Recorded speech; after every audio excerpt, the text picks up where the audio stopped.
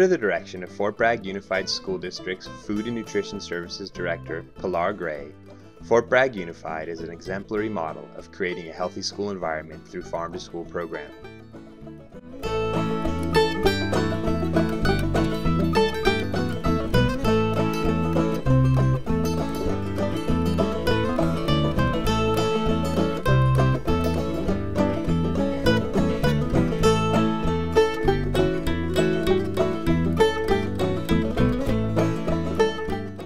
Due to the remote location of Fort Bragg and the lack of farms that grow produce, Fort Bragg Nutrition Services has limited potential to source from local farms.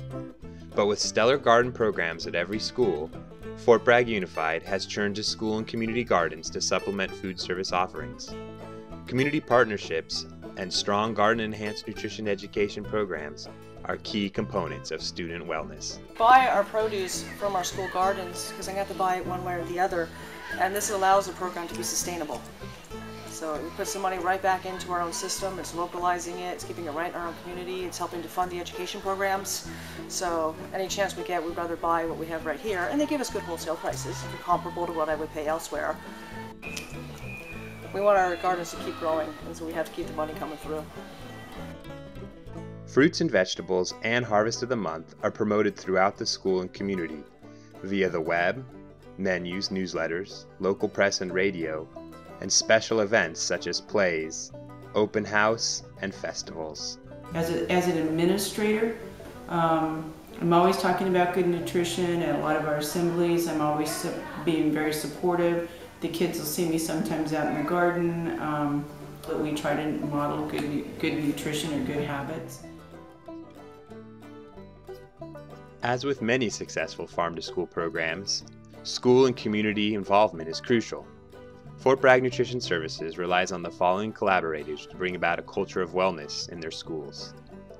Elementary teachers visit the garden weekly for programming and share Harvest of the Month tastings in class. And fresh fruits and vegetable program school teachers pick up fresh produce from the cafeteria. Garden-enhanced nutrition educators, funded by the Network for a Healthy California, help make the garden to fort connection. After-school programs reinforce nutrition education in their curriculum. ROP class in horticulture is offered to high school students. Nonprofits such as the Noyo Food Forest supports community food production and the high school garden site.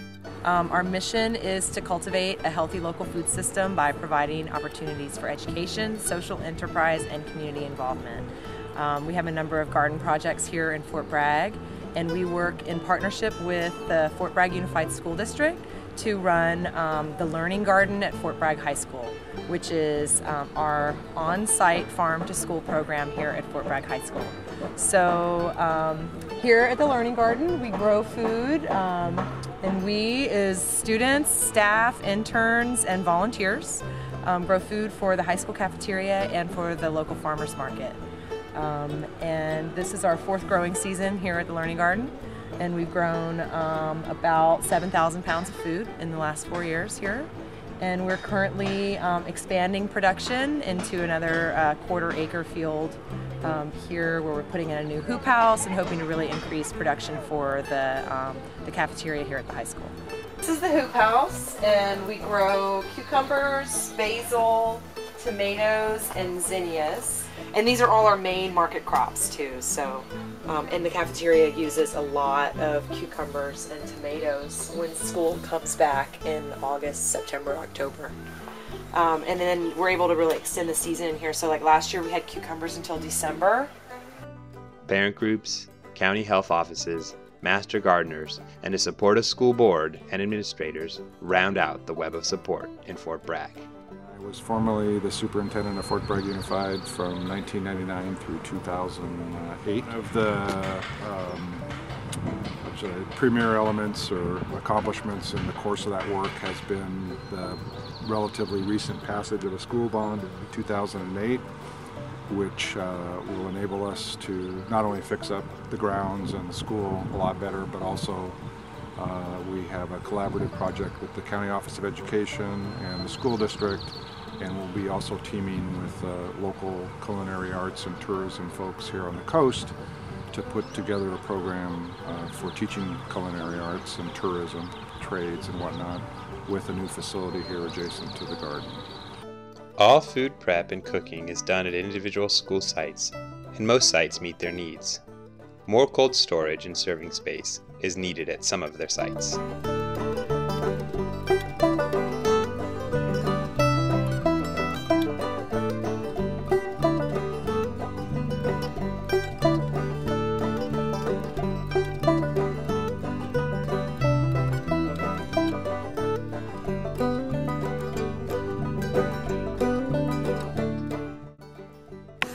Particularly since my people are really geared up and ready to work on it now in the kitchens, because what I've learned is you just can't force these changes in schools.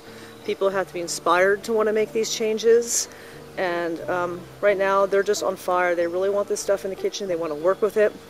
But at the high school, Anita, the new manager over there, she says this is like the greatest gift she's ever had in a kitchen, a garden that's growing specifically for her. She's thrilled to death, and she'll work with anything that they can pull out of here. She's very creative.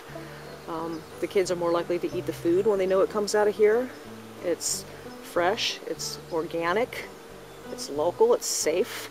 And what's on there that comes from the gardens? The radishes, the carrots, the flowers, the Sunflower microgreens? yes, microgreens. Yep. And then there is Italian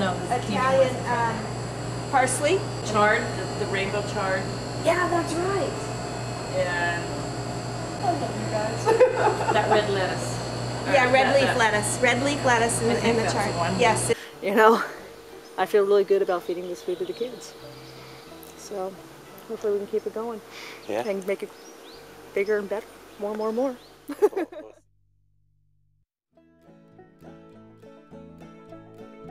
Well, my name is Julie Castillo, and I am the garden nutrition teacher at Fort Bragg Elementary Schools, and it's preschool through 5th grade. And I teach garden nutrition through the garden, and I have a kitchen classroom at each school. There's 2 schools. There's a preschool through 2nd grade school, and then there's a 3rd grade through 5th grade school. And I'm funded right now through the what's the acronym? Network for a Healthy California, which is funded through the USDA. That I do know. And it's been a variety of funding over the years. Site Council used to fund me. I was self-funded for a while by fundraising, and now I'm funded through the grant. And we do 2 fundraisers a year for our own personal supplies, and we do a bulb sale and a plant sale. And between that fundraising and our grant funds, we use that money to buy food for the kids to support the Harvest of the Month lessons that happen once a month at the upper grades, the 3, 4, 5 grades. And then at the primary school, the teachers do the Harvest of the Month lessons. But all of that is supported by the demonstration gardens and what's growing in the gardens. And the kids have themes where they learn different, they study different flowers and vegetables and fruit with each grade, and that builds on every year that they're in school.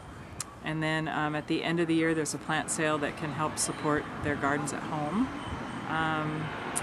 They also are getting the fresh fruit and vegetable program snack at Redwood School with their teachers, and I'm usually aware of what they're eating, and I help support learning about that here in the kitchen classrooms. I really notice that's just wonderful is that every year the kids are in school, they're much more, they feel safer eating fruits and vegetables, especially right out of the garden. They'll try things that they, probably wouldn't have if they hadn't had these experiences. They're willing to try. Having the garden it's like having a little gold mine sitting there, because once it really starts producing and we even get more involved in it, that'll be, it'll be right from the garden to the table. So wow. I'm excited about that. I mean, because it is an example and it is a model that other communities might want to aspire to in other schools.